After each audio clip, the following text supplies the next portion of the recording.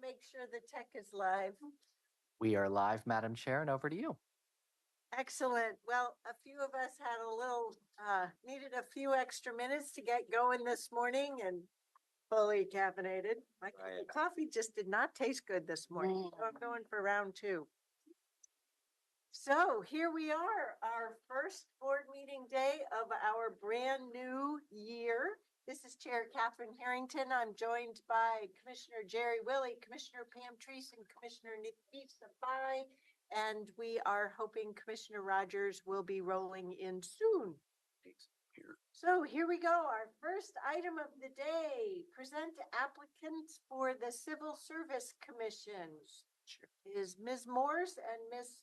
Takach. Did I pronounce that correctly for the first time ever? Tackich. Tackich. No, I did not. The answer would be no. Tackish it is, right? Yeah. Well, thank you so much. I appreciate you making the effort on my name. And I am Lisa Tackich. I'm the Chief Human Resources Officer. As you recall, I am new as of the middle of October. And with me today is Amanda Morris. She's the Talent Acquisition Manager, and she started a week after me. So welcome to Queen Washington County. We're excited to have you. And so we're going to co-present today because we are in the middle of some transition with hiring the new Deputy Chief Human Resources Officer, who will ultimately serve as the Chief Examiner over Civil Service. And so in the interim, Amanda and I are kind of, I've delegated the responsibility of being the Chief Examiner until we do that hiring. Terrific. Yeah, so I'll start us off with just a quick overview of why we're here today and what the Civil Service Commission is and how it serves our community. And so it's a 5-member commission. Currently, we have 1 member. There have been some vacancies through expiration or just an inability to fill, I think, District 2 in the past. And so we have 4 open positions that are up for appointment. Generally, what the Civil Service Commission does is that it's a board that has the civil service rules that they apply to various personnel actions. We have positions, majority of our positions here at the county are covered under civil service. And so those employees and candidates who are applying for positions that are covered under civil service have particular job protections. And this board will hear appeals and interpret the rules and apply them to see if there's been any kind of arbitrary decision that was made. Clarifying question, just as part of the overview. So we have over 2,400 employees total, approximately, and we have some employees who are covered by union agreements, but the vast majority are not. For that vast majority, approximately what gross level or high level percentage are covered by this Civil Service Commission work? Approximately 3/4 are covered under civil service.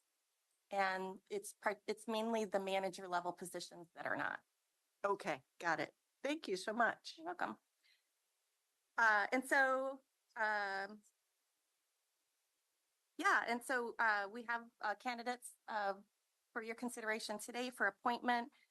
Basically, the parameters for being able to serve on the commission is that there's 1 from each of the different districts, and they have to be registered voters within the county, and no member can be a member of the governing board or an employee of the county or Clean Water Services.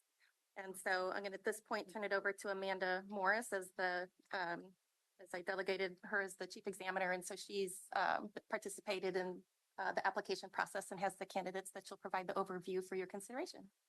Thank you again for this overview, because I just realized something I had not realized previously, and this joins that small set of boards and commissions where there is a district association. So thank you. You're welcome. Where's the at-large one?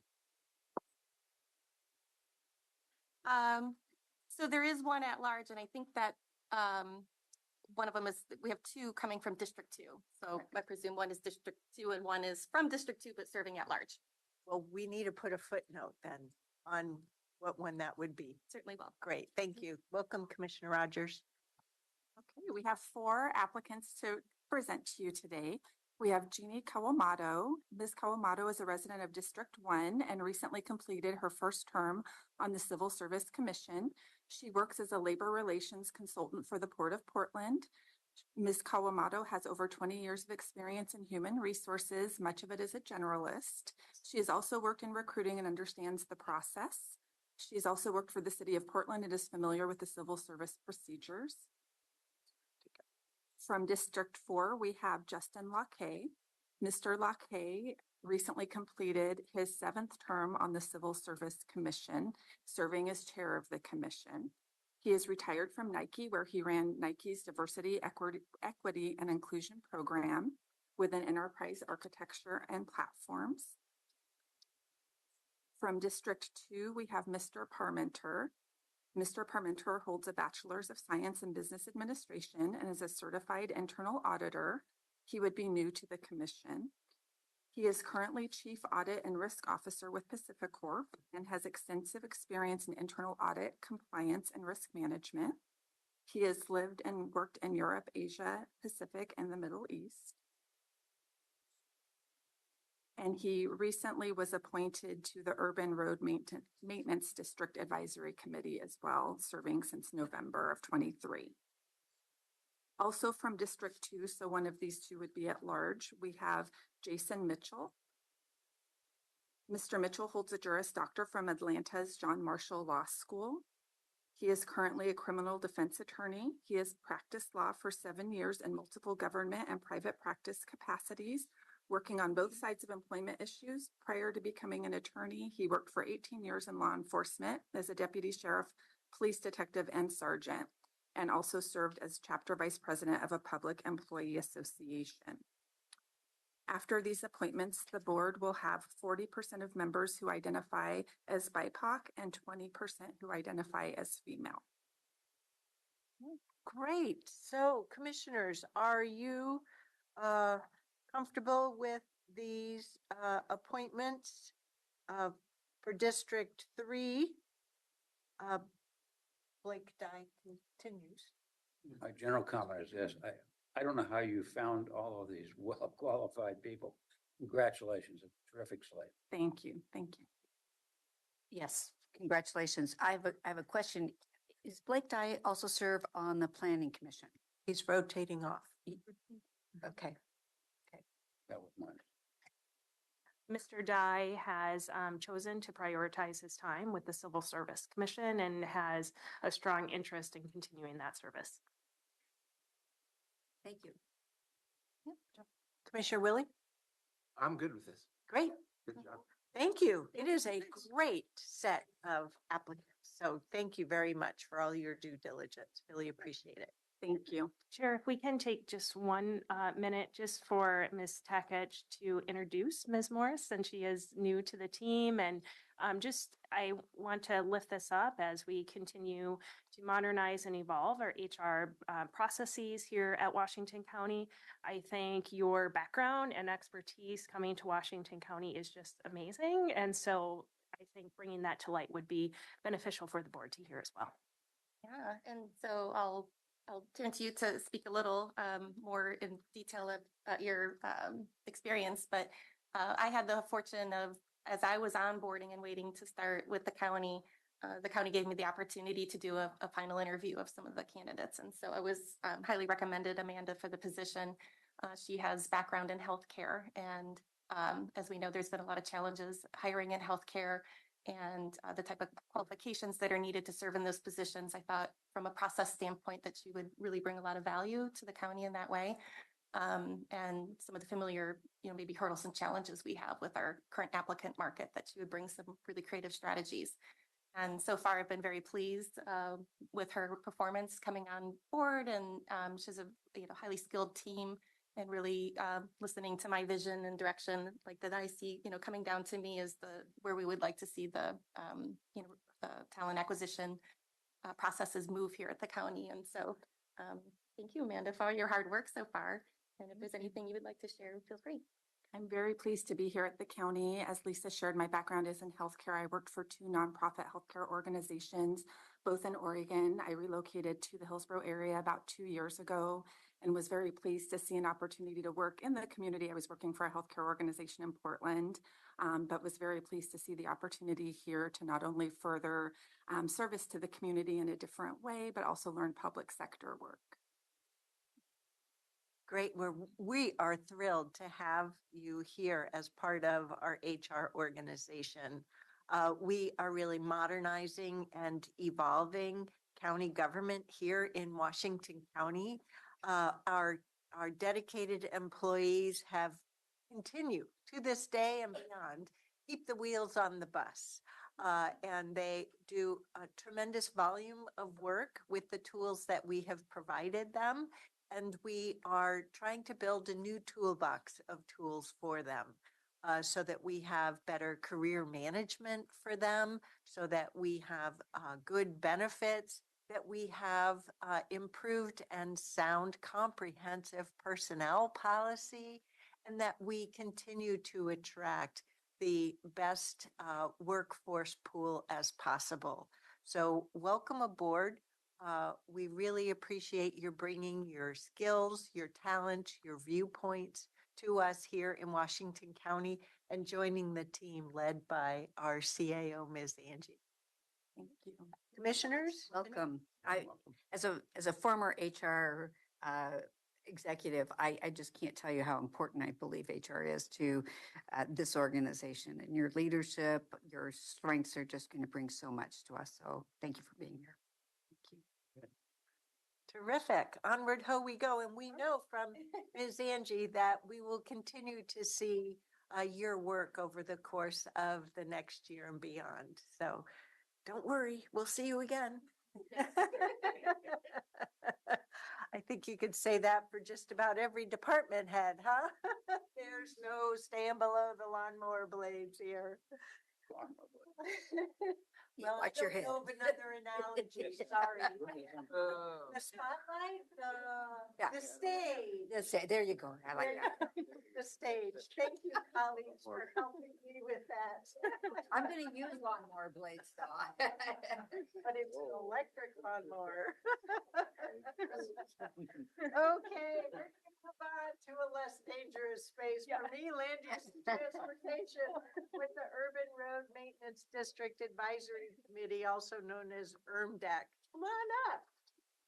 Welcome to Todd Watkins and Sherry Gray. We know them well. We see them at least yearly through the URMD Budget Committee and programs like this. So please, what have you got for us? Good today? morning. So today, Sherry will be presenting to you the recommendations for the bike and pedestrian improvements. This is a biennial selection process, so the committee works on a 2-year cycle. We've learned over the years that these projects have grown in scope and scale, and they are more than what one cycle can handle. So we've gone through a 2-year cycle now, and that's worked well for us. So Sherry, with that, I'll let it turn over to you. Great, thanks, Todd. Good morning, board members. Good morning, Commissioner Harrington, or excuse me, Chair Harrington. You know why we're here today. You said it. Todd just said it, so I will skip to the next slide.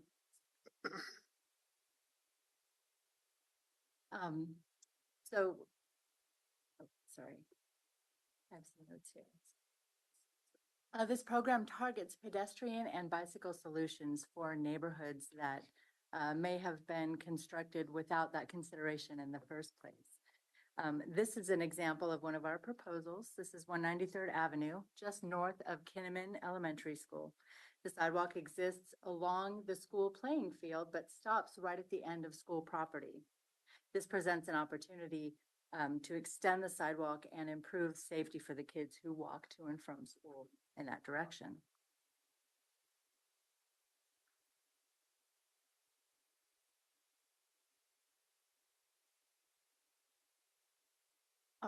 The program is driven by community members' input, and they place requests using our online proposal form. This form is available in Spanish and in English, and community members really, inform us and educate us on what needs to be done out in the neighborhoods. If you look at the map, that is all of the proposals that currently exist. There are too many, as Todd said, to fund in a single year, but each year we tick some off the list and URMDAC really treasures this opportunity to serve neighborhoods. This is our list of URMDAC members in 2023, as well as the calendar, the schedule that we used. This year was a little bit different.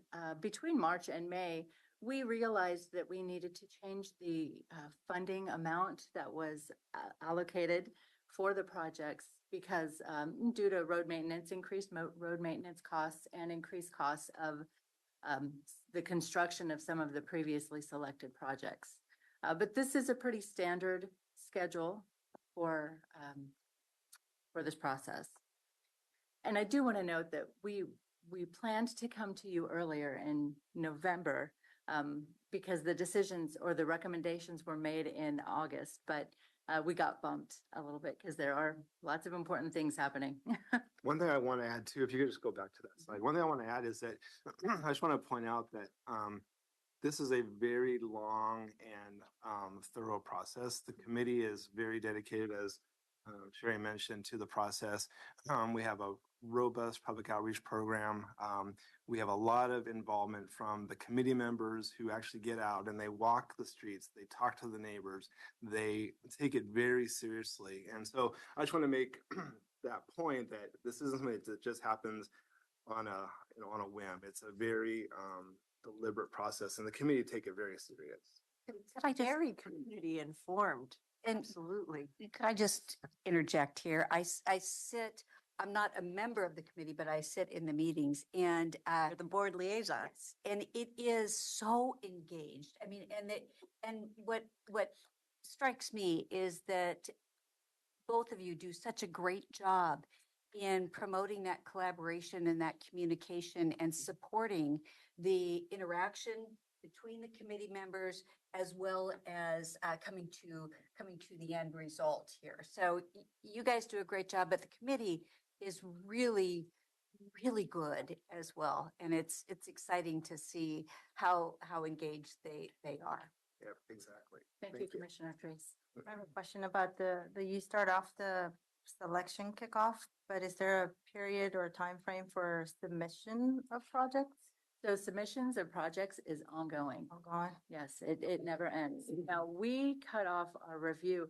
So we have an internal committee that reviews the proposals that come in and determines, if something is even feasible. And those are the proposals that are presented to URMDAC.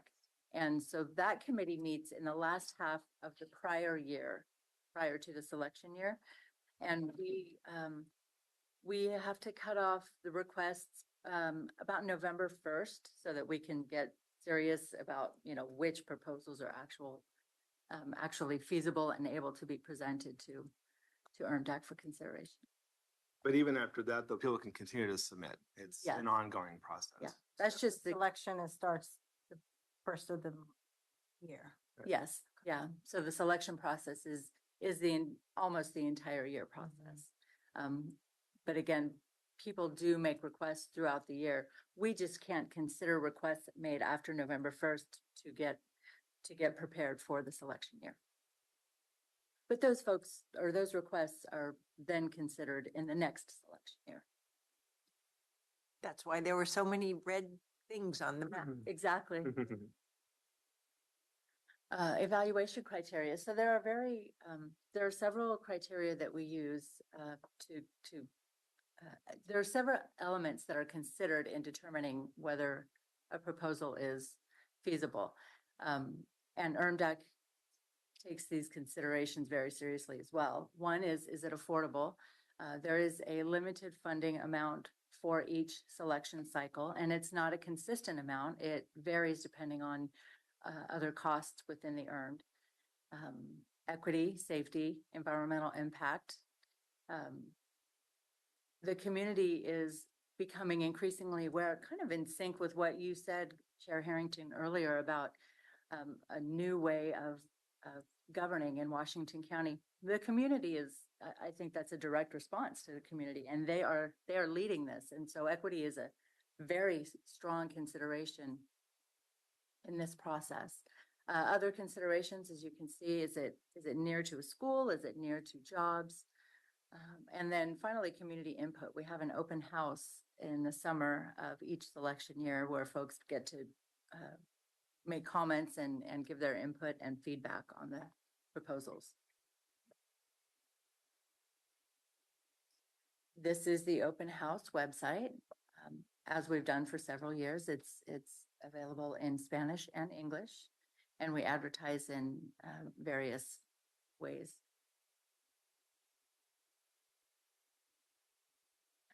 The program has been going now for 2024, so 13 years, back in 2011. It started, and the most recent ordinance change was in 2020 when the board approved collectors being considered residential collectors to be eligible. You know what? I'm getting my programs confused.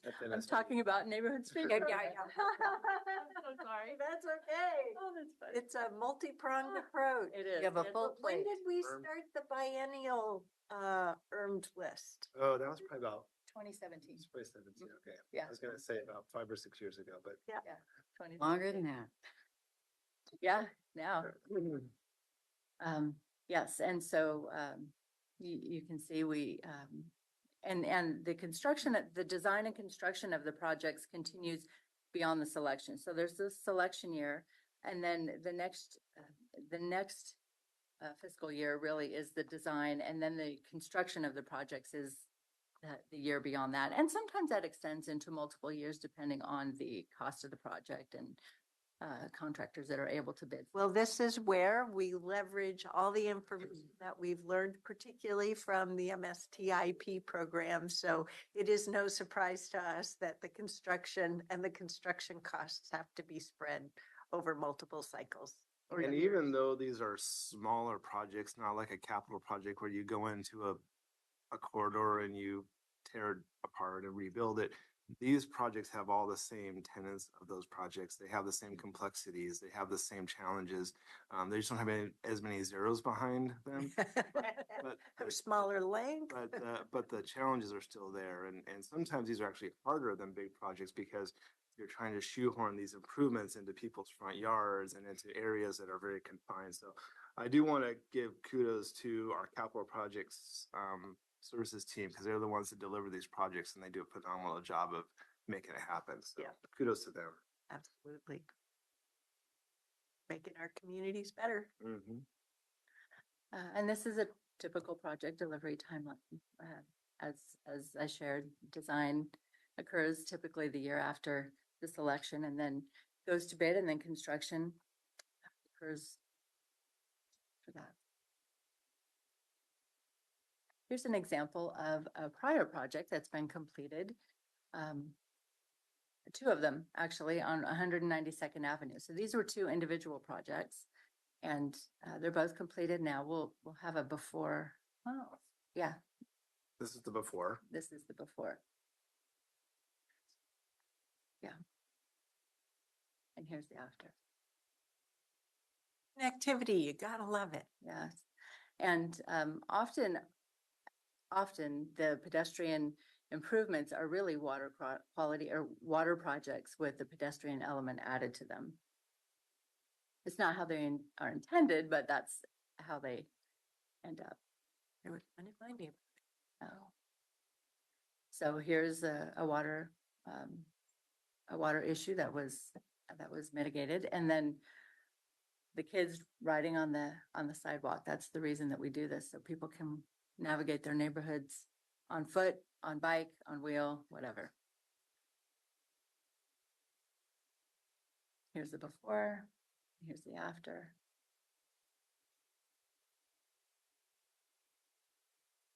So for this year's recommendations, drum roll, we had, like I said, we had a reduced amount of funding available this year, so 1.1 million. And so the committee selected what they felt what they wanted to select one large project and then one mid project, and then a very small project with what was left. We took a look at the 193rd Avenue project. That was the one next to the school where the sidewalk is proposed to be continued. And then the Waterhouse Trail bundle is a bundle of 4 crosswalks, striping and new ramps, no lights, in 4 different locations in the north of Highway 26. And then we have and then the committee selected alternate projects too, one for each of the mid and the high range cost, in case something happens where the originally recommended project is not able to be constructed. So this is the location of all the proposals this year throughout the county, throughout the URMD. And then here's the Kinnaman Elementary proposal.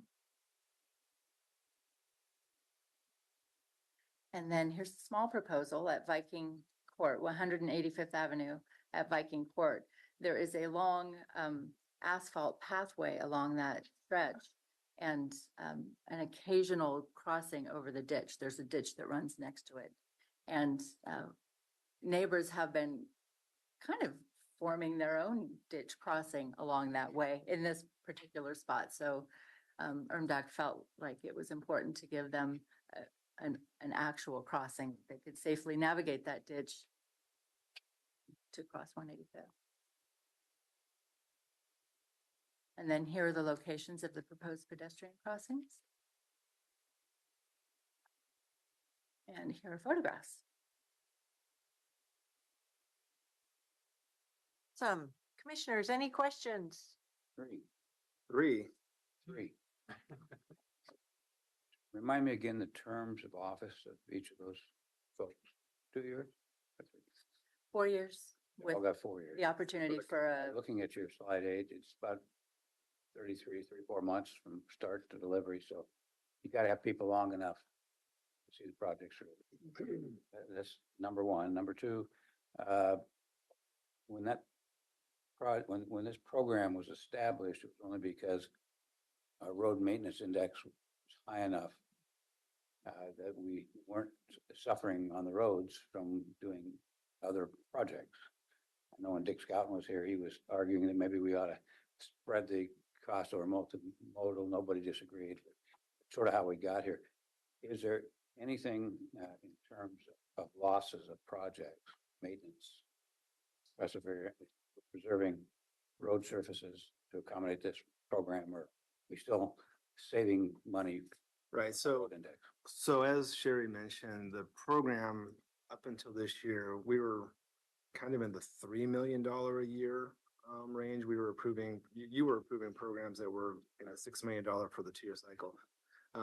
But because of the fact that district's primary mission is road maintenance, we realized this spring going into the construction that we needed to divert money back to the road maintenance side because we were starting to see that trend going down. So we are paying attention to the maintenance and making that the focus, continue to make that the focus. So maintenance isn't going to suffer because of these. The projects were just going to be of a smaller scale like we're seeing this year. So the maintenance dollars are still going to be the primary focus of the district, and the condition will still be in that very good condition. I would just make this comment before my third question. At some point, probably won't be this year, but in some future year, I think this board needs to have that philosophic conversation again.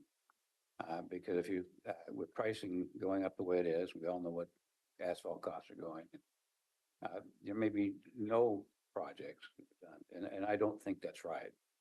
I really don't. And so there needs to be some conversation about the philosophy of the voters passed a road maintenance program in the urban area. And the question was never asked about multimodal, sidewalks and bike paths. I can't see anybody objecting to them, but it seems like that, just for future reference, Right. I just suggest that So they come back. there's already an inflection point place for this sync up to happen. It happened last budget cycle, so it's already on the check-in radar, Good. or at least Right. while I'm here. And I think it's interesting because these projects, so the road condition, right? People driving to and from work, commuting, getting from point A to point B, riding on a good quality road, that's a quality of life experience for people. And we're fortunate here in Washington County that we have a very good road condition network. And these projects are also a quality of life experience for people as well. They're not making, operational and capacity changes. So I think we're well aware of those things that are converging and we're paying attention to them. My last point, and thank you, I'm glad that there is a point that's going to be discussed. There is also a philosophic, I think, discussion issue at some point. Most of in fact, all those projects are in District 1 and 2. District 3 didn't have a 1 This time. this time, but I understand. There is some nexus between annexation to cities and certain projects. They're looking at certain things being done so that they will accept certain roadways. Has that ever been discussed at the committee level or anywhere that would say, gee, maybe we focus on projects that might provide a better product that the city might be interested in that roadway? No, that really hasn't come up as a. That would source from a policy discussion from As the well. board. Yeah. Yep. The members of the committee are community members. So I I think, understand. yeah, so I do believe, I agree with Catherine that it should be at a policy level. I don't think it's their responsibility at that committee level. I just want to know what they were thinking. It's a but I- good thought. But I agree here that we ought to talk, at some point, we need to talk about that. Yep. I just wondered if they were dealing with any of that. Yeah, that's a good point. They're not. All right, thank you. Thank you. So commissioners, are we all set up informationally to approve this? And I want to, Wonderful. my thumb is up really high. And I want to express my appreciation to the two of you for your leadership with the committee and the relationship that you have established with that committee. It's really important, and that's a key element in the success. So thank you. Right. And thank you for bringing voice to the reality that your being before us kept getting bumped due to restricted board meeting time. Because in preparation for our roundtable this week, noted that we don't seem, according to the rolling agenda, to have that problem in the next few months. And I asked staff to redouble their efforts to make sure the rolling agenda is populated by Thursday, because otherwise we can pull a roundtable topic of board meeting options if we don't have a problem. So happens every year between May and December. And we need to make sure in our planning in January that we're clearer. So it's happening. Otherwise, I'll pull the topic on Thursday. Thank you. Thank you. And our crews will be ready for whatever storm comes our way. Next week. Okay. Thank you very much. Next, we're going to go with a big topic, one we've visited previously, but we've got a big congratulations moment here with the Public Safety and Justice Briefing Paper version 3. Hello, Erin. Good morning and The happy fruits of New good Year. news Labor. Good I'm morning. happy. Can you tell? A lot of work. Good morning, Chair Harrington, and Happy New Year, Board and Commissioners. I'm Erin Calvert with the County Administrative Office here, as Chair Harrington mentioned today, to provide a presentation on the Public Safety and Justice Briefing Paper and Key System Challenges document and the next steps on outreach and communications. The presentation today includes a very high-level review of the completion of the Public Safety and Justice Briefing Paper, the Key System Challenges document. I'll also provide a proposed communications and outreach plan for discussion and hoping and seeking some direction from your board in that discussion. As a re- Okay, board, they need a standing applause. I wish the rest of the team was here. Hopefully they are listening. Well, this is recorded so that the whole team knows, because many people were involved in putting this information forward. The version 3 paper reads very well. I just want to thank the whole team for your efforts in making sure we have the data to tell the story of what the Washington County system is, where it's at, why it's challenged to deal with the multiple thrusts that are before us, societal issues, funding issues, workforce challenges. Keep going, team. Thank you. Well, this is a great time to just review some of the background. The Public Safety and Justice Briefing Paper was prepared for and requested by your board to serve as a current assessment of the public safety and justice system. It is a complex and connected to each other system, to other partners, but it's also unique because some of the things we discuss in the paper are unique to each department. So there's both connectivity and unique attributes of the departments and the way they work together. As mentioned, it was written in partnership with the department leaders and all of the subject matter experts as part of those teams. And I've just continued to be so impressed by their work and their collaboration, especially as we fine tune the data and to your point, Chair Harrington, make it a little bit better than the last version. And then we did develop the Key System Challenges document. It's really reading as an executive summary to the paper, and it highlights the key takeaways that will assist in our discussions with the local elected leaders and community partners in the future. And a little bit more about that document. It was also developed from good discussion with all of you in our one-on-ones and also a little bit in our work sessions. And your comments and questions helped to lift out the critical elements of the paper. With board approval, it has been and will continue to be an outreach tool for communicating with partners and stakeholders. And some critical components of this document include the emphasis on maintaining community safety through collaborative problem solving and encouraging conversations between and among partners to truly understand the needs of the community and the impact to the community when services aren't as robust as what is needed. This document does highlight major challenges and risks that we are facing, and it does outline some urgent funding needs that we have in order to continue the services that are increasing, that increases with our growing community needs. And then, of course, the purpose of the document is to detail the board's, your board and the public safety and justice leaders' commitment to best practices and effective strategies that deliver best services to the community.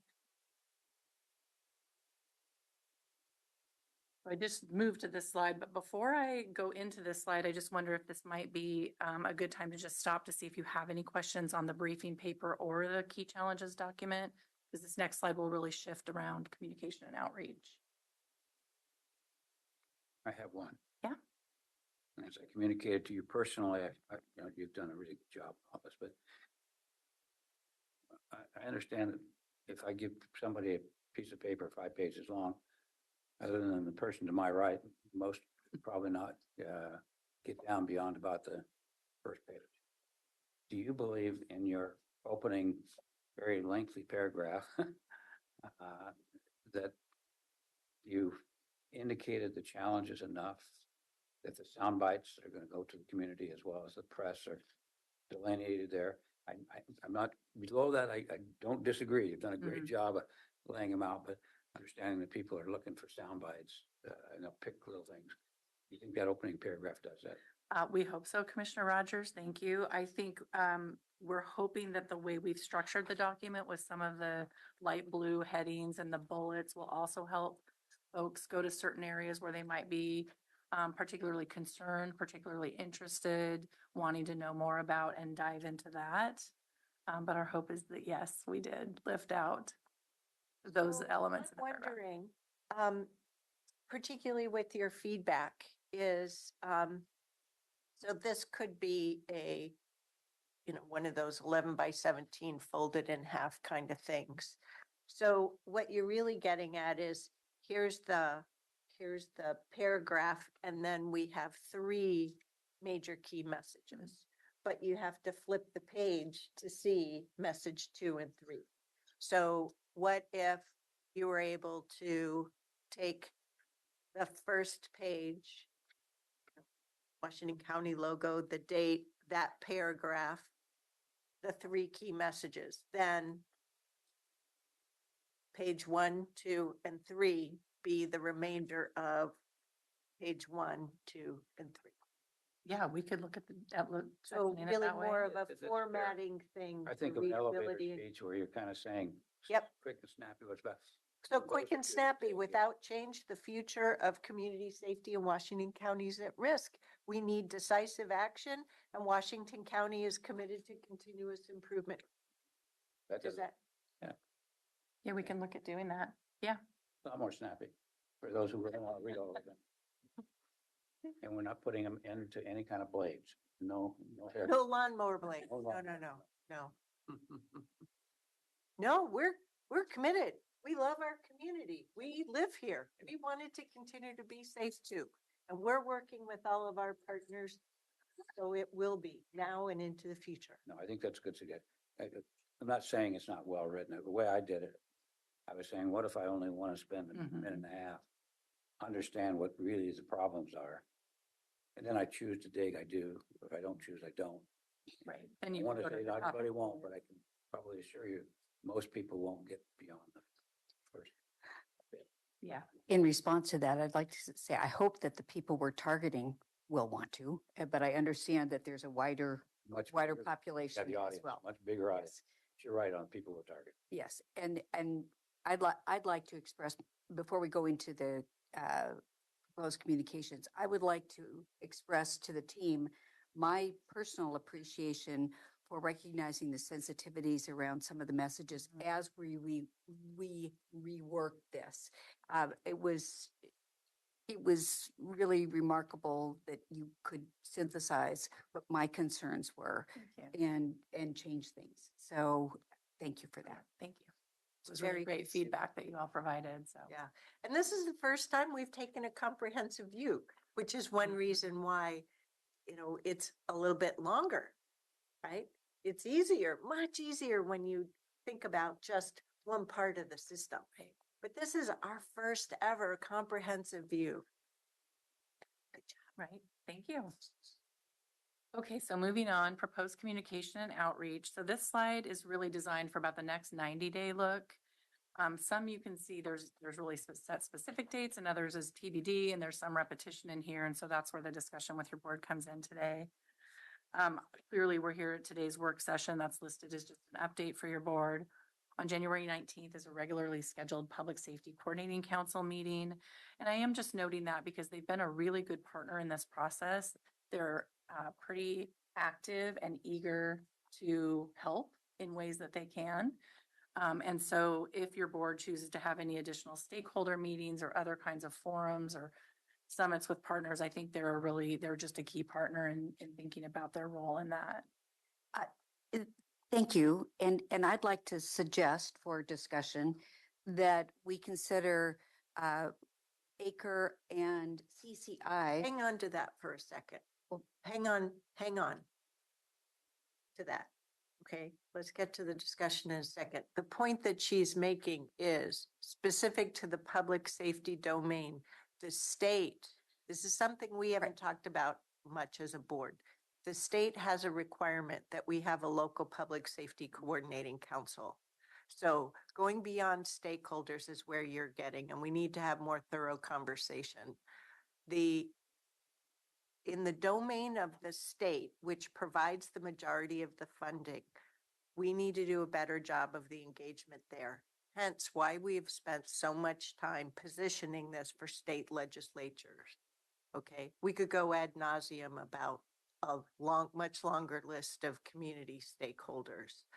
But I think we really need to make sure that this board is activated for the state legislative audience and the folks that Commissioner Willie sees the most regularly because of his serving as the board liaison to the local Public Safety Coordinating Council is key to that. The other part is that our attendance at the Public Safety and Justice Forum with state legislators on the 31st is mandatory. We need to all be there, and we've got a great response going from our legislators and their staff for that event. So for January, that is the point of operations that we need to stay focused on. Let me rephrase my question then. The Public Safety Coordinating Council, did I understand that they will be doing presentations as well, or coordinating, working with key members to make presentations? Possibly. Possibly. So they Okay. are kind of hungry for a role. They haven't been as integrally involved in this paper other than knowing it exists. We've had several members come to the work sessions where it was presented or listen in later. We've talked about it at our council meeting. So I think they just kind of want to be along for the journey. And if there is a role for them in specific areas around letters to legislators, talking, testimony, those kind of things. It's not just a matter of if, they do have a role. And it's just that we have not been in a position beyond supporting, doing their required recommendations per the state authority and having them weigh in on our levies. Right. We have not activated them per their charter to help us. And this is a really clear case where we do need their help and it falls within their charter. Thank you. That answers my question, because I was thinking about where they have impact. Yes. So Thank you. Now, beyond that is the real question, because as I think we have had the opportunity to learn ourselves on this journey, and Commissioner Rogers and I spoke about this as well, there are a lot of folks who just want to go about their lives, business leaders included. They just want to make sure that we're doing our jobs in providing a safe community. So I know for one, I've thought more about who these potential key audiences are. And I think that we've hit the nail on the head with both the state legislature and PSCC. I think maybe the mayors in terms of the key system challenges. But I think we need to be very careful that we're not just adding a huge laundry list for our team to potentially consider. So this is where it would be really great if you could just summarize the February and March, given our prior discussions, but let's have a good discussion here and close on that, knowing darn full well that we have budget work coming up and we have a whole boatload of big projects on our list for 2024, as you have all had the opportunity to see in the roundtable packet. Thank you, Chair Harrington. Yeah, so just to round that out, January 31st is a set date, 5:30 to 7:30. Your board, along with the other elected officials in Washington County, the sheriff, the district attorney, and the presiding circuit court judge are all hosting the public and safety justice conversation with the state legislatures.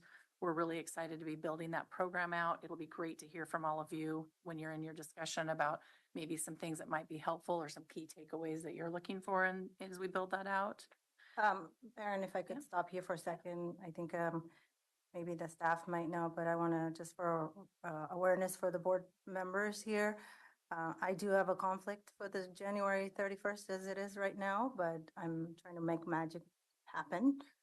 So to be continued. So for me, it's not confirmed yet.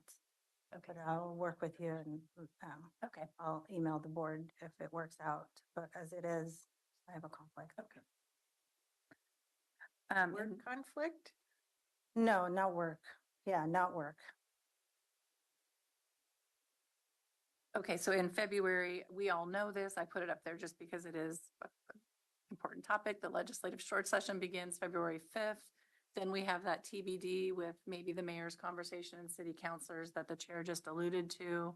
That's something I'd be interested in hearing from your board about. It's something, if the board wanted to do this, we could model it much like we did the legislative conversation around polling, finding a date and programming. A little bit different, but same kind of process. Role, Right. they're not the source of the major Funding, funding for right. this, so this isn't a conversation about how, this is a conversation about the who and the why, Mhm. okay? Correct. So I'm trying to make sure that's clear to everyone. We do have the public safety levy, right, that our whole community Mhm. is relevant for. Then for just the UUAs, there's ESPD, which is just UUA patrol, Mhm. right? So sidebar on that. So it's really, how much does this, it's really a question of how much does this assessment needs to be understood by other players in order to ensure there's a foundation for the public safety levy conversation. And because without this paper, we can still move along in terms of educating our community, our mayors and city councils about what the county portfolio is. So that's where I've been spending time with what is on our plate for 2024 and saying, okay, well, there is this paper. It's available to you. You know, should you have questions, fine, happy to answer those. But beyond that, the need to push it out is, you know, I have a much different view of that now. That's good information. Thank you, Chair. The last thing really on here is just about the public safety and justice town hall. That was another thing that has been mentioned, but as you're looking at the calendar this year and where to put your energy, I'm interested in what the board is thinking about in the next 90 days for that. And then the legislative short session ends on March 10th. And the last slide is really just all the questions and things that we're talking about currently. So I would say, commissioners, from my standpoint, what my thoughts are is we've put our efforts into making sure that we are engaged with the state legislature and focused on the session and what our objectives needs and laying a good informational foundation for the public safety levy. But beyond that, it's like, no, I don't think we need to thrust this on everybody's plate. That's my idea. Thoughts, Commissioner Rogers? Well, yeah, I mean, you gotta understand, in my opinion, you have to understand who you're most going to, who's most going to impact this, what period of time. And that's a legislative delegation, no Mhm. question about that. Mhm. If you want to do something in a year and a half, okay, that's a different audience. With a month and a half, it's those folks. And so I'm perfectly happy with this particular methodology. I still think we need the elevator speech for later on. That's what I'm thinking about, not for Mhm. this coming up, but for later on. And Mhm. you've done a good job. Are you going to at some point quantify our needs in dollars, and not necessarily for this meeting, but because I don't think anybody understands the magnitude of this issue. Correct. I know that community corrections is a little bit ahead of the group in that regard because they are making an ask in the short session of 16 million, right? So I think that we'll work through that with our budget process a little bit more. And There's a little bit quantify that. more information coming between now and February 5th about the different asks. Mhm. Yes. If I could just tickle that one little bit, because I saw that, I heard about that ask. Does that get in the way of a larger effort, or I mean, are we kind of balkanizing ourselves? Everybody starts asking for money instead of putting a comprehensive package together. I don't believe so. No, Oh, we're working. You're closely asking a with- very important question because I had that same one through the AOC meetings through yesterday. So there are way too many asks going into the legislature, just the ones from AOC alone. I'm like, It's going to be interesting. Hmm. But all we can do is present them with the needs, and they're the ones who decide. So more coming in advance of February 5th. So I have a question, and that is, and I assume the answer is yes. So I want to make sure that our GR team is closely working with you so that information is getting to the right advocates and those that have voice with decision makers in sales. Yes, we are. They're part of the team, and they're also helping us build out the program for the 31st. So we have a team of folks working on that. Good question. Thank you. Anything else? Commissioner Willie, Commissioner Fye? Well, I just to follow on what everybody else has said, I think the first step of this is communicating the message that we do have a problem and the magnitude of the problem and the impact of the problem. And I think that's what we're doing with this paper. I like this. I made a presentation to Rotary last week, and this was a part of my presentation. There was some good questions that came out of that. So our community, I think, Was that to Washington County Rotary or just the Hillsborough Rotary? there isn't a Washington County Rotary. Well, that's why you Hillsborough. said Rotary. There's Rotary, two Rotaries in Forest Grove. some in Beaverton. Okay. Hillsborough Rotary. Anyway, the point being that there was they feel very safe in Washington County, but they have no idea of the implications of decisions that are made and the aspect of it from legislators. So I think this is certainly a good first step, and we're going to make a lot of headway, I think, in shining a light on this problem. Thank you. Yeah, I don't, this is good work. I think you've engaged us in briefings and conversations, good work so far. And I think you have a comprehensive list of mayors and councilors that you're presenting, and forward to partaking in some of them. Thank you. So to be clear, the TBDs are out of there. Yeah, Oh, that cleans the calendar up quite nicely. but in the monthly chair mayor's meeting, Aaron and I are bringing this. Okay. Yeah, Oh, okay. So no city councilors? Nope. Okay. no, that was the question for the board today. Yeah. So we should go. Great, Sorry that I messed really up. great Right. job. Thank you very much. Thank you. All right, agenda wise then, we are coming upon board and leadership communication. Who would like to start? Well, Look I just at gave the agenda, Pam some folks. shocking No, I'm sorry. information. I just Ready. was made aware that Jerry Sherrod died yesterday. Oh, He's been fighting cancer for a long time. Durham. And Mayor of Yes. Durham, yeah, thank you Mayor for of Durham. that. And so, Oh. yeah, that's kind of sad. I had reached out and talked to him. I think it was in November, might have been October, and because he was just very, very weak. So sad commentary. That's what I just told Pam right now. So anyway, yeah, I'll be glad to go ahead. Let me see if I can get my brain back around what I was going to talk about. So yeah, it's been since December 12th since we got together. So got a lot of information happening there. So Merry Christmas and Happy New Year, everybody. That's a little bit late.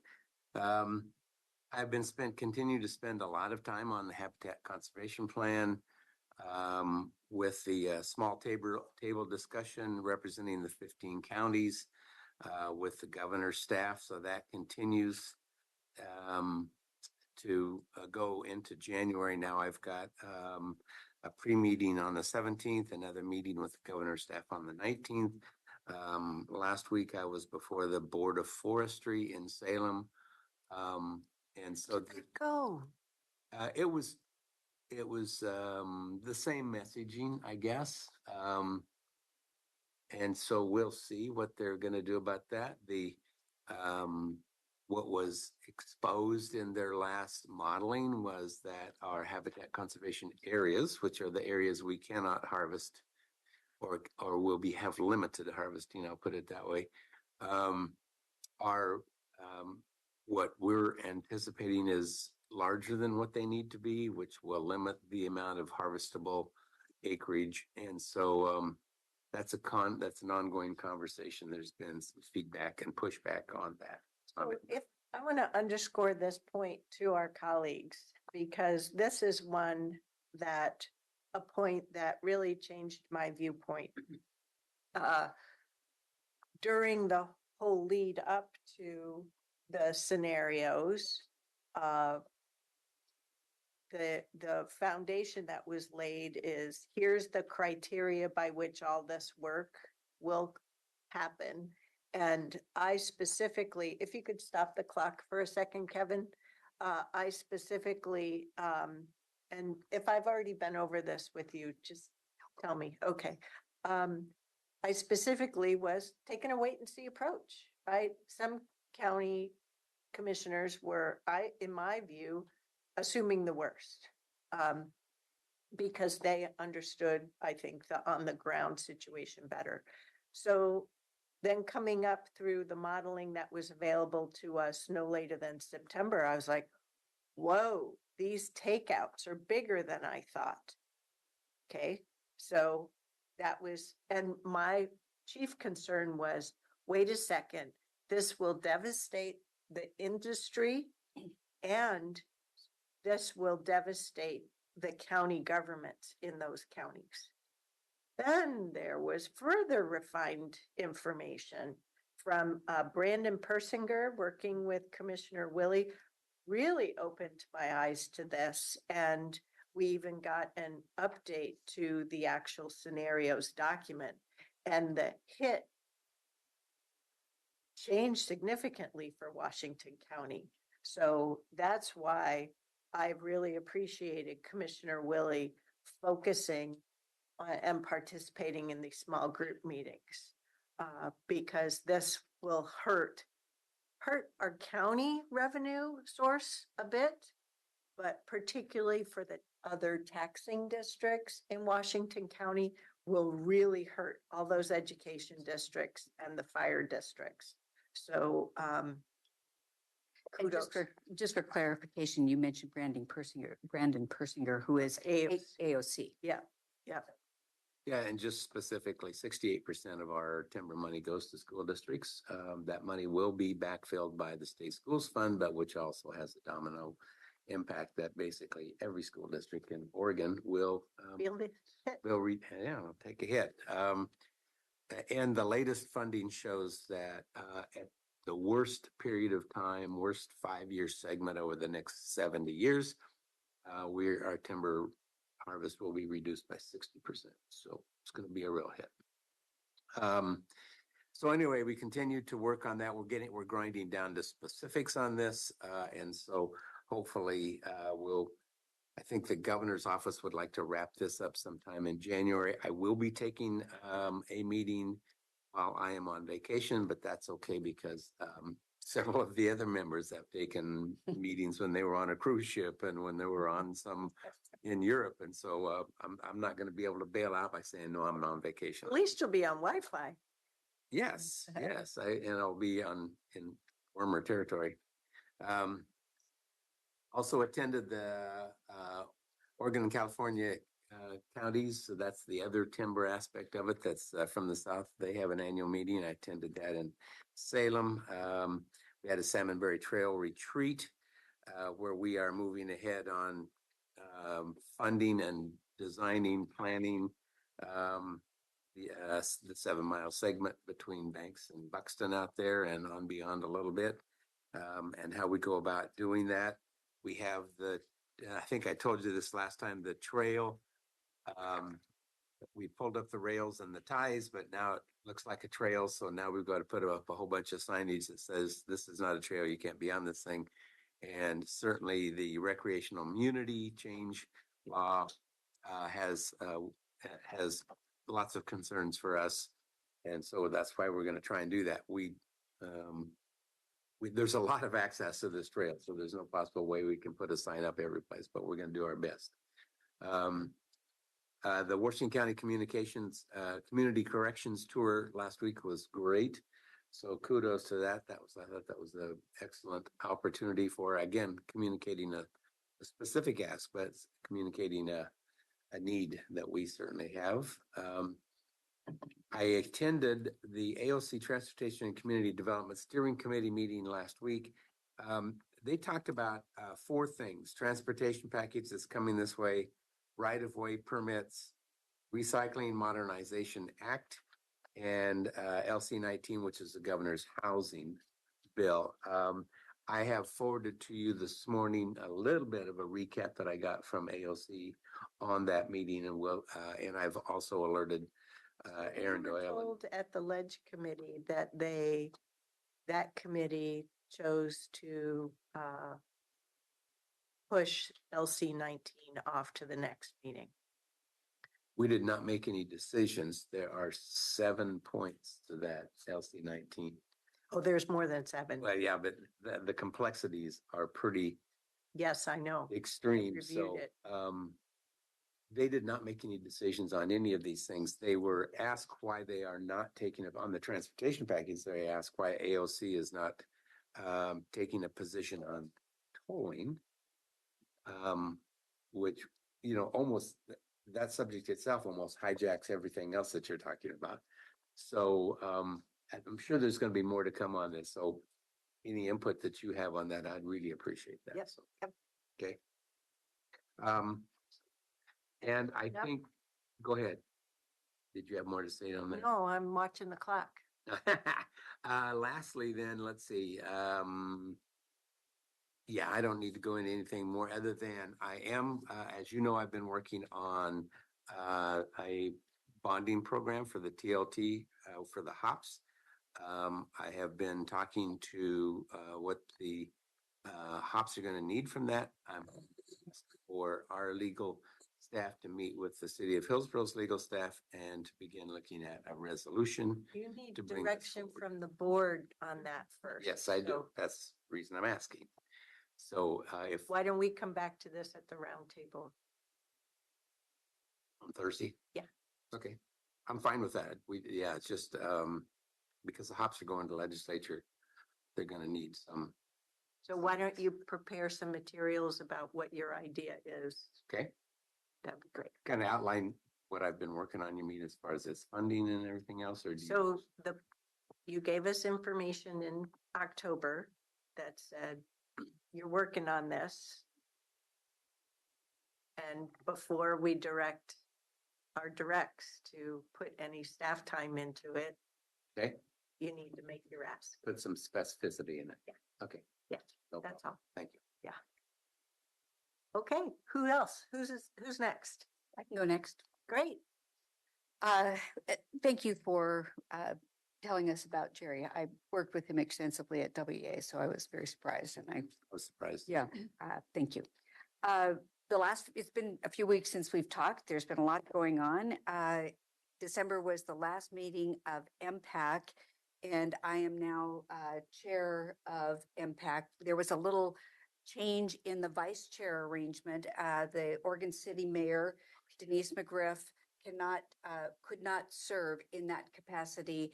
And we are looking at making sure that the MPAC group supports the Happy Valley Councilor Brett Sherman in her place. So that'll come up at the next meeting. But Brett's a very active participant, and he would be a great vice chair. So I'm You guys very are just switching No. spots. No, Were you in? Denise is not going to be vice chair. Brett Sherman Oh, I will see. be vice chair, and I will continue to be chair.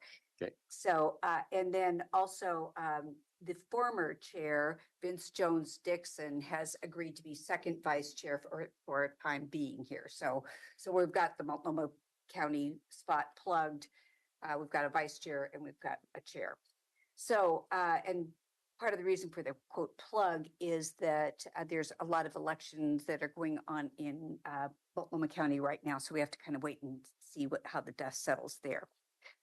Along that kind of the metro line, I want to address the issue of some of the communication that you may have seen in the media about the West Side Multimodal study and the fact that it came out that the study proposed tolling. That's not what happened. In my report here, I talked about the fact that we recommended further study regarding tolling. So it was a misleading communication. I did talk with Metro about that. Stephen and I talked briefly, and I talked with Lou Wilkinson, and Metro has come out with a piece that clarifies what that, what the recommendations were. So I just want to make sure that all of you are aware of that. I attended the Just Compassion Center groundbreaking last month along with Nafisa and Catherine. You did a great job in your talking points there. Yeah, you had to think about it. It was a long time ago, I know.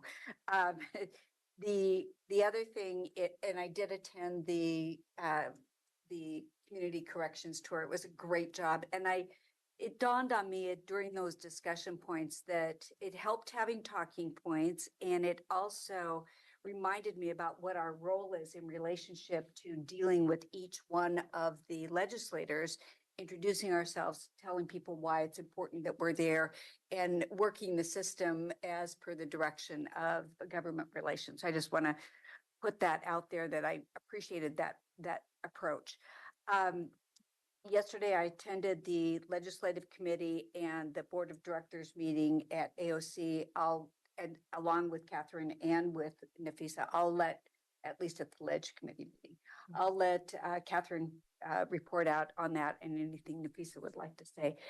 This week, it's the third Metro Waste Fee Policy Task Force meeting. It's this afternoon. Since we don't have an afternoon session, I'll be able to attend. There's been some scheduling difficulties with that group holding the meetings on a Tuesday. But I'm working with Tom Eggleston to be my backup, and we're, along with May, to work covering those. But I will be attending today because of our open afternoon. That was unkind of them to schedule the meeting Was when you're serving as a government rep there. Yeah, well, and I'm talking with Councilor Nolan about that as well. I have a check-in with Mayor Beatty and this week. And before I wrap up here, I do want to address, Chair, you brought up some questions about the symposium that we attended on solid waste. And I talked with Tom Eggleston about that. And what he said, and I'm going to read this, he shared that for the Metro Regional Systems Facility Plan, Metro has been continuing to seek input on the various scenarios and components of those scenarios that we reviewed in our work session with Tom last September, and also learn more about at the symposium at the Convention Center. Metro Council is scheduled to receive an update from their staff on what they have heard from the community engagement work on January 30th. So we'll see what the composite of input looks like. From there, we understand Metro Council will be reviewing additional potential scenarios and giving staff direction in April and June of this year. So I'll follow up with that to give you more information. Yeah, Tom did a really great job. You all might recall we had a work session topic on this. He did a great job of seeking our input to the point Commissioner Treese attended that whole forum. I was just there for a portion of it, and in talking to one of the many Metro staffers were there, and there was pretty light government elected attendance at this forum, which was a bit disappointing given the caliber of the speakers.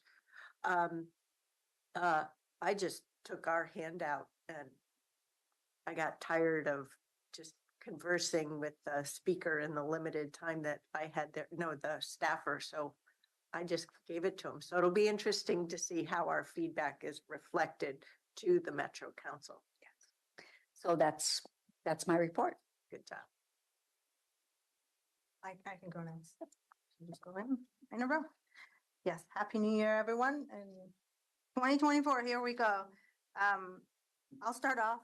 I made a mistake of not starting off with the committees I'm on, so I'll start with those committees so I don't forget. Lesson learned.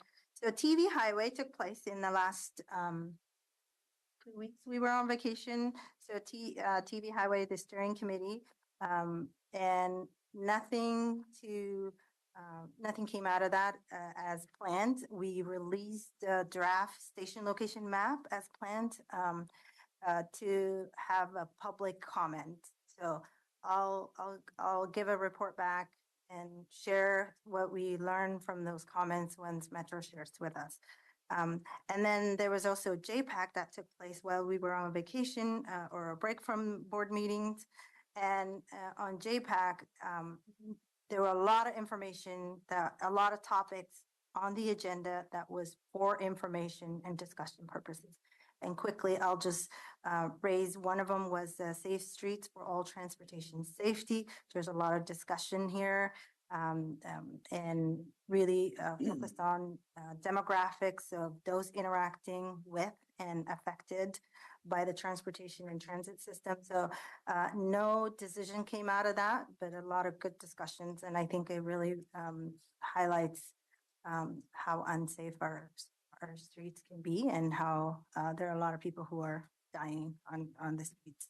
As you know, we always cover JPAC at the beginning of every JPAC, people who lost their lives for traffic accidents.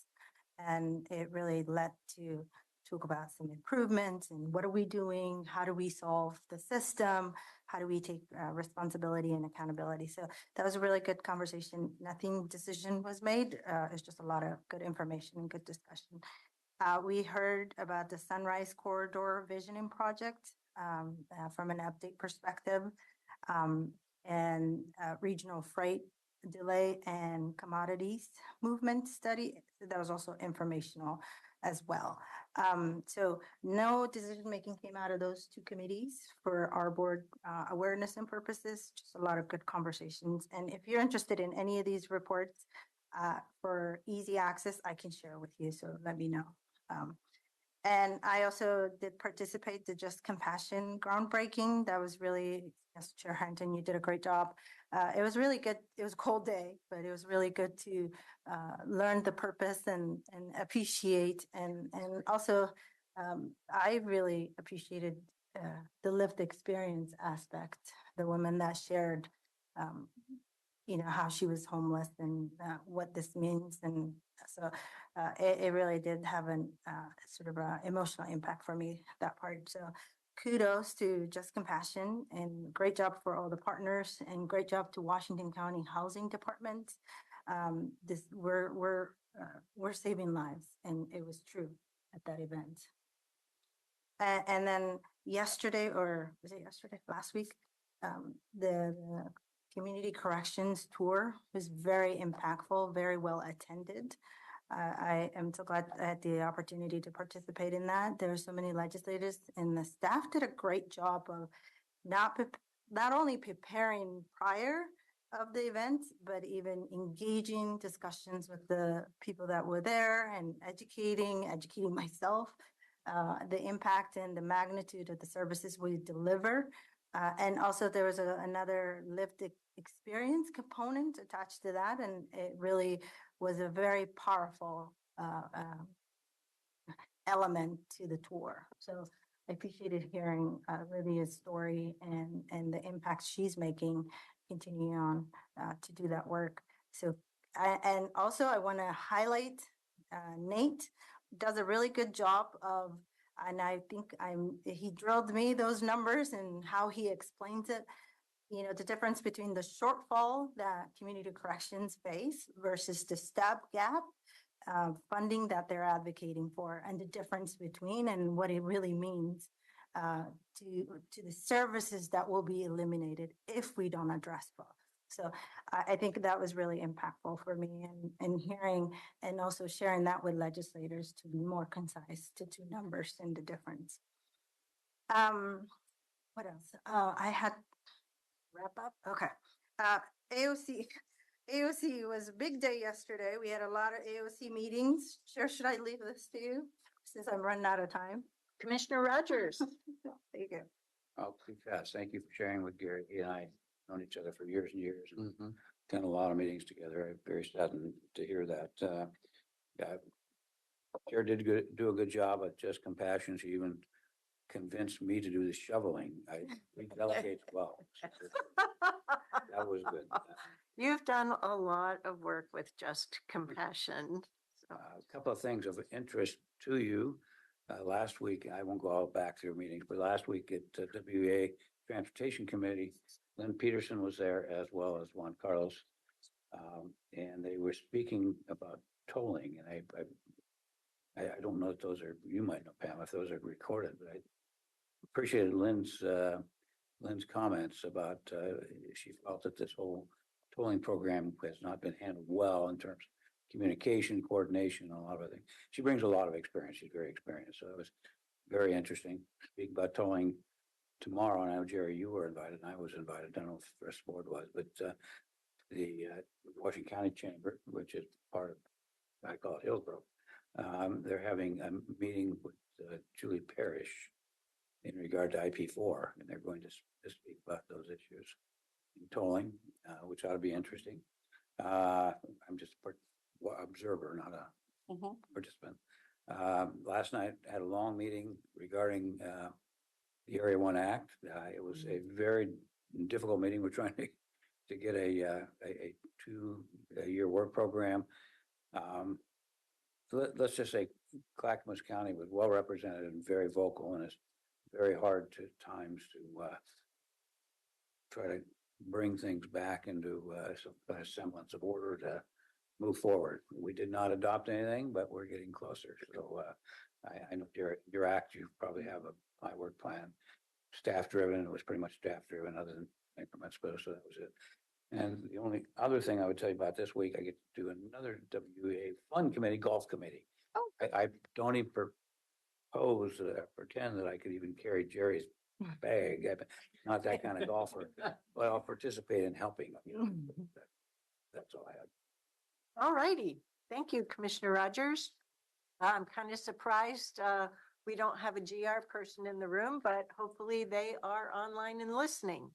So I'll start with AOC. A big effort through the AOC steering committees, the legislative committee, and the board. So the first, and I think the biggest one is, as we discussed at our board work session on December 5th, there was the proposal from a coalition with 11 different points for the Measure 110 policies. So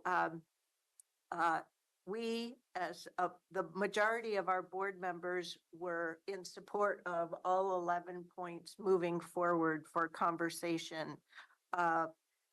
For whatever reason, through the Joint Committee of Health and Human Services and Public Safety, 1, 2, and 3 are not being considered, but items 4, 5, 6, 7, 8, 9, 10, and 11,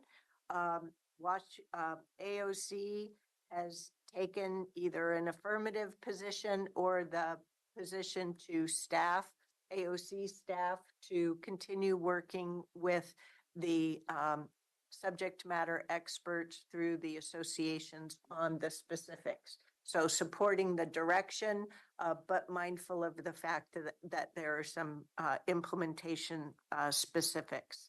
So I made sure to attend the joint HHS Public Safety Steering Committee in addition to my normal presence at Governance and Revenue and Public Safety and Ledge and Board of Directors, because I wanted to make sure our board position was represented and coming through.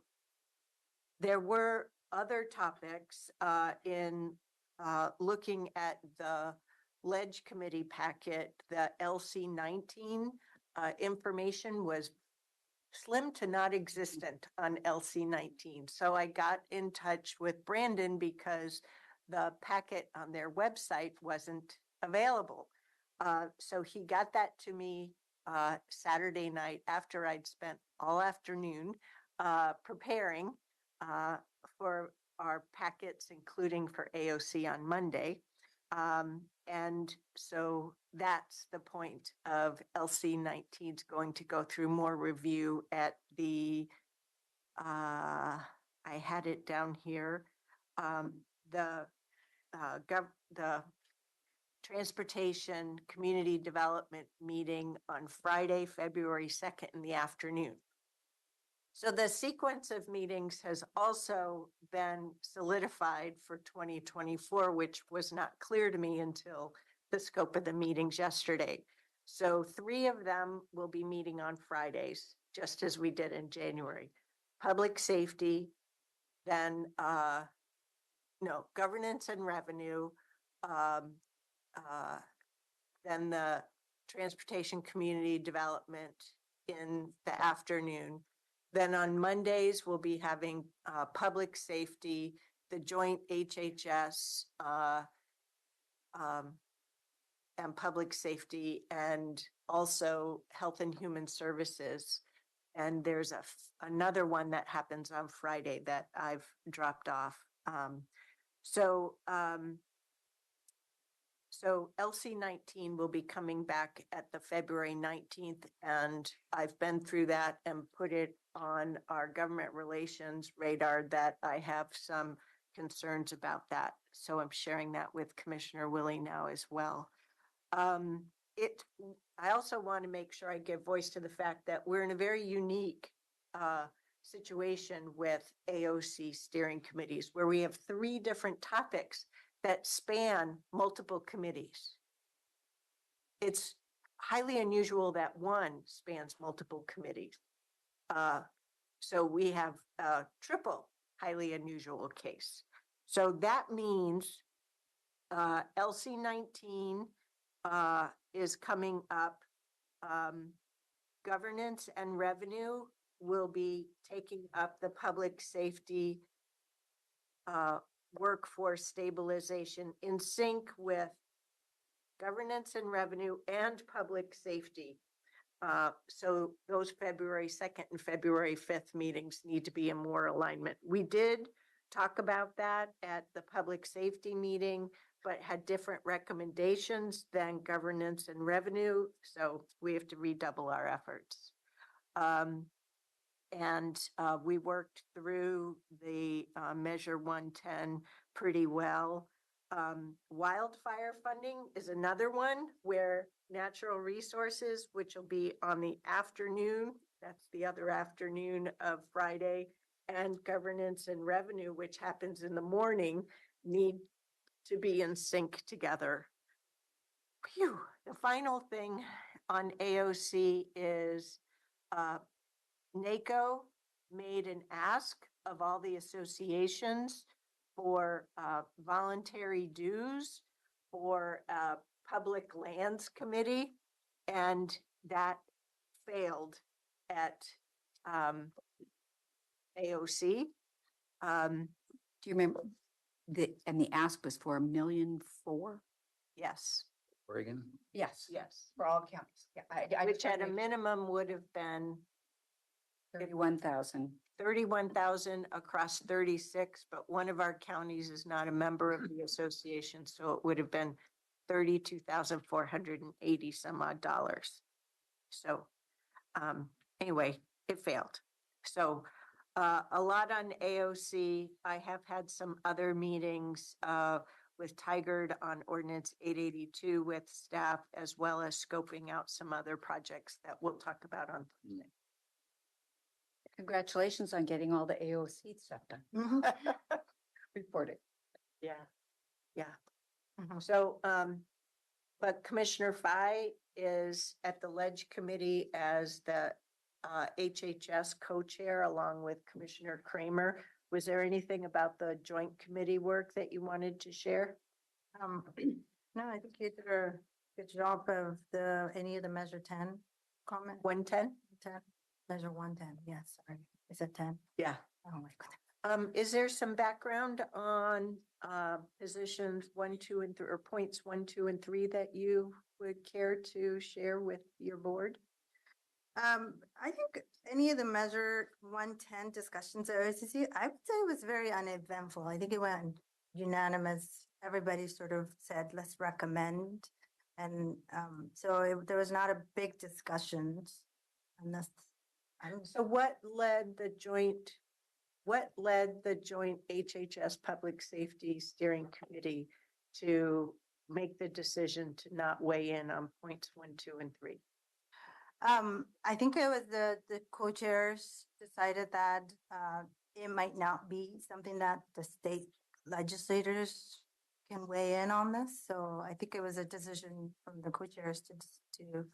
From you Um, as co-chair.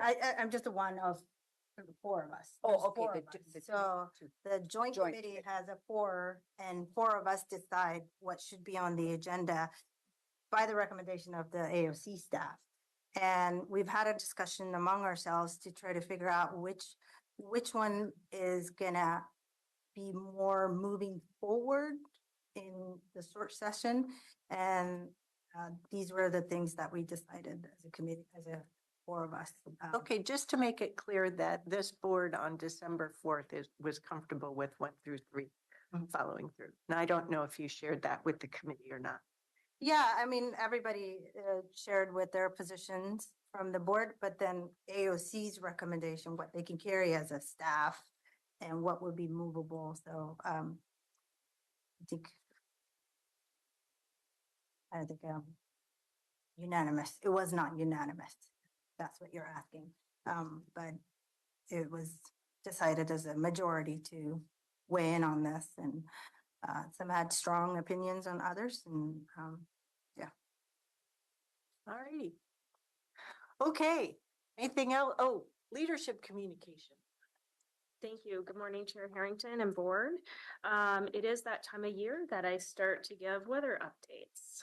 So Washington County staff is closely watching the winter weather forecast coming our way this week. Our homeless services team works closely with our emergency management office to stay informed of all of our weather patterns. I heard from one of the commissioners this week that John Wheeler sending the board the emergency information is actually helpful when you receive maybe Very. constituent questions. And so our team is taking, of course, the annual precautionary measures to address weather-related needs within our system. At the same time, we plan for outreach and public communication to ensure everyone is aware of how to support our unsheltered community in the event of severe weather. This kind of state of operational stance has significantly shifted over the last years as we've increased our year-round shelter capacity. So if your board may recall, a couple of years ago, it was frankly scramble. How do we build as much capacity? So at this time, we are still opening additional winter shelter beds to ensure that we don't have anyone that is turned away, but we're in a very different operating stance. So I would say that's really good news. And yet it is very important that we continue to push this message out to all partners. Ongoing information is available on our website. I recently had received a request from a board member, just where are we at with the ERP, the Enterprise Resource Planning process, and the RFP process, the request for proposals. It is taking much longer than we expected, and that's due to the number of proposals that we received and staff doing the due diligence. Right now, we are interviewing other city and counties that have worked with the firms. That is both software and also the implementation consultant, and really digging in deep into the experience that others have had and weighing that within the decision. So we're narrowing the focus to come back to your board and report out on next steps. The team has done a good job in continuing to post status articles on Horizons. So I have not felt at all wondering what the status of it is, but it's really good to hear about this additional due diligence that you're now doing. Yep. And for members of the public, Horizons is our internal website, and board has access to that. And really, the purpose of that ongoing communication is this ERP implementation will impact every single employee at the end of the day. And so how we work through this process, ensuring that we do have the multiple touch points of input. So we know all the things at this point and ensure that there's open communication is incredibly important, and really proud of the team. I do want to flag in your email box, this is just an awareness item. No action is needed. There is an EMS quarterly report and compliance report. So Ms. Kyle had sent that to your board this morning, and that concludes my update. Any questions of Ms. Angie? No. Mr. Anderson. Happy New Year, you all. A couple things for your awareness. The behavioral health contract with the state is on hold right now as they're addressing our concerns. But we're still going to continue to get paid, but we're not signing an agreement until they address our concerns completely. And recently there's been some movement on the state side, so that's a positive development. And one of the sticking points from my viewpoint continues to be that liability. Yes, yes. And I know you're following through on it. I'm just letting you know that that is one of the 2 points of pain. Yes. From my viewpoint. Yes, that's one of the two. Yeah. The other is that we provide services in the amount that we get paid. Yep. No more. I passed that test. Yes.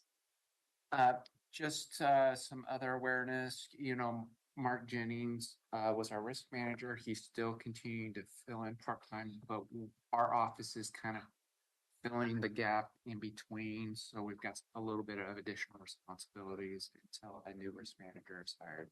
What's the outlook for that hiring process or the search? The risk manager's at risk function is actually part of HR. That process, unfortunately, the first round was a failed recruitment. Okay. This is if our chief HR officer was here, she would call it. Oh, you are behind me. I don't always turn around. She's got your back. I know. Well, now Got your we'll talk back. about her while she's in the room. So Lisa would say this is really a niche area. And so we want to make sure that we work through the recruitment process so that we do find the best qualified staff. So can you just share the second round, just where we're at? Because I don't. And so we are in the second round, and we have 2 applicants that will be interviewing for a second panel review with, broad stakeholders across the organization. And that is actually on Thursday afternoon. Yeah. Well, it wasn't on my radar that Mark was willing to work part-time in his new role with CIS, if I have it right. So I'm really grateful for that, that we have that coverage. Unfortunately, there is an additional burden on your very thin legal team. I hope. Yeah.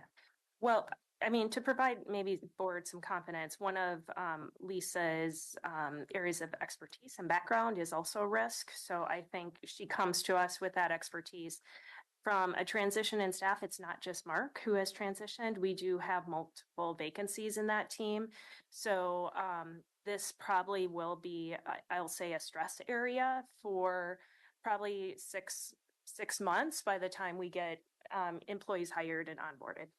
Okay. Right. Well, I really appreciate how, Ms. Angie, you and your team have raised the visibility over, particularly continuing to go from a couple of years ago onward, so that we are more aware of the stresses that the workforce is under, both in terms of not only providing services as societal issues change, but also the demands that we place on them to provide services and do newer things. So kudos to you. Thank you. Just for your awareness sake, and this is, just something we're working on right now, and this is really a land use and transportation issue, is we're seeing a spike in contractor claims for additional funds on projects they've already completed. So I just want you to be aware of that. We're trying to figure out why that is happening. And we've got some ongoing litigation regarding one of the particularly large claims. So just for awareness. And then finally, whenever we go into the legislative season, our office is impacted as well. because we get asked by To review bills and concepts. review bills and concepts. So that, And impacts to state agencies. yes, so that we're just starting that season. Yep. So, and that's my updates. And I'd just like to say thank you for doing that work because it's really helpful when I'm looking at the bills and considering what the impacts are. Case in point was the $10 wildfire fee. Yes, we just looked at that late Friday. I know, but just so that you know, it's much appreciated. Sure. Yeah, we had a little kerfluffle over that because I was actually in attendance at the governance and revenue meeting where this came up and we were told it was informational.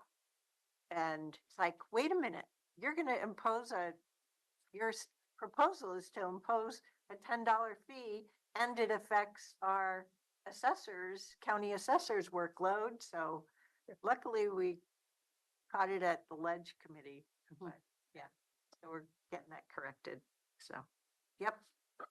Thank you. Clean Water Services. Happy New Year. Good morning, Chair Harrington and board members. I'm here on behalf of our CEO, Diane Panaguchi-Dennis. She, as you may know, is recovering very well. I actually was in a meeting on Friday in person with her and she was walking and looking well. She has a cane at times, but she's doing gangbusters in terms of her recovery. So you should be seeing her soon, I guess. So wanted to pass that on from Diane. Second item is piggyback on what the county is planning. We are also in planning for the winter weather later this week, putting our team together and our snow plan. Woke up this morning and thinking that it was going to be a Thursday night, Friday. Now it looks like a Friday night, Saturday. Oh, it's significant evolved impact. So again. we get a I little didn't bit more pay time to attention the plan. weather today, so.